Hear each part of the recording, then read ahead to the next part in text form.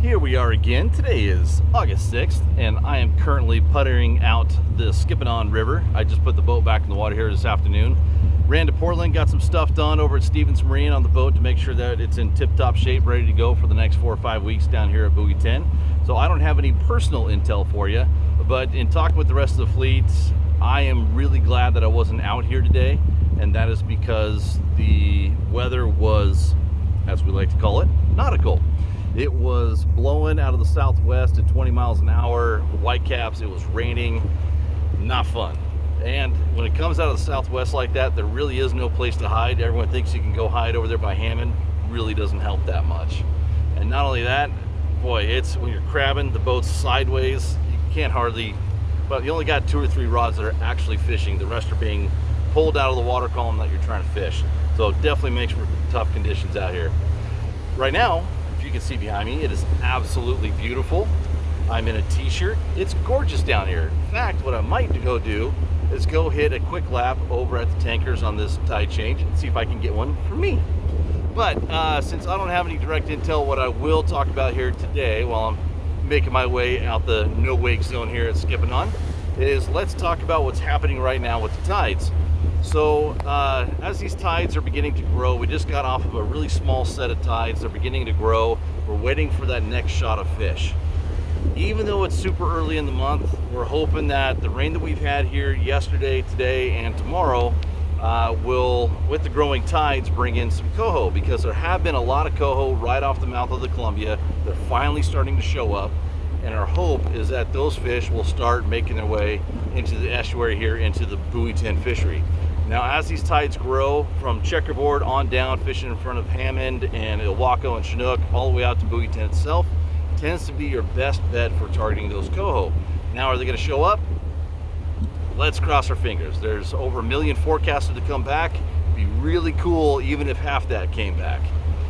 So far, I have only heard of maybe 1 coho caught in the river. So let's get them to hurry up. But usually they don't show up until, say, 3rd week in August anyway. So we're getting ahead of ourselves. We're just excited because the season has kicked off so well. That being said, with these growing tides, those Chinook that came in on the last tide peak, and as the tides begin to fall, those Chinook are now being pushed up towards the folks that are wobbler fishing and trolling up near Longview and on up to Bonneville Dam and beyond. So our Chinook numbers have decreased dramatically here in the estuary, which means that our bites have decreased. We're not catching nearly as many fish as we were on August 1st through the 4th.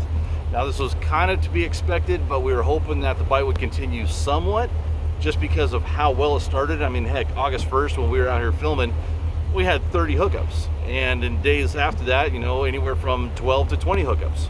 So fishing's been good. Now we're just waiting on the next batch. And we're a little antsy because that was a lot of fun the last few days. So let's hope that these fish start showing up here on this next tide set. What I want to do here, my plan tomorrow is actually to go out in the ocean. We'll see what that southwest wind does. I don't know. It might be a little bit too much. Frankly, I'm not a big fan of southwest wind and northwest swell, even if the swell is looking pretty calm, pretty nice.